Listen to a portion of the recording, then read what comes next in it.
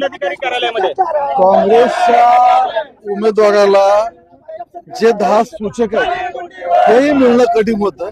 10 घरी जाऊन कसे 10 जोडणी केली, त्यात पण एक कमी पडला म्हणून खोटी सही केली.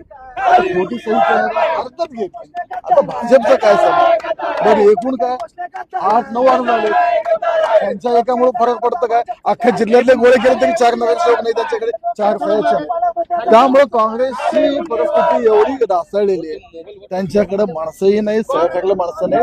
आता ही उद्विग्नता आहे त्यांची, त्यांचा खोटारडेपणा दिसायला लागलाय लोकांना, त्यामुळे हे असलं त्यांचं नाटक सुरू आहे. खासदार इथे नगरपालिका, महापालिका, जिल्हा परिषद मध्ये एवढे वेळ दिले असते ना, त्यांना ह्या 10 ठिकाणी सह्या मागायची गरज पडली नसती.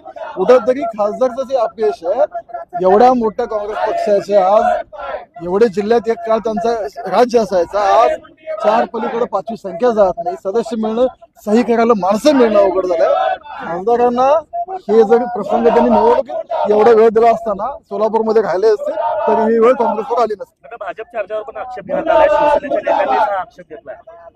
नाही, त्यांनी फॉर्म जो भरलाय त्यांनी अपक्ष म्हणून भरलाय आणि त्या बाबतीत निर्णय आमचे वरिष्ठ घेतले. कारण ज्या महायुतीत ही जागा भारतीय जनता पार्टीला सुटलेली आहे. आमचे आदरणीय राजाभाऊ राऊत साहेब आमचे उमेदवार आहेत आणि महायुतीला आम्हाला भारतीय जनता पार्टीला सुटली म्हणून आम्ही ही उमेदवारी हे आंदोलन जे आहे ते कुठेतरी त्यांना सही करायला 4 लोक, आंदोलनाला 4 लोक, काय आंदोलनाचं खोट्या सह्या करणाऱ्या काँग्रेसचा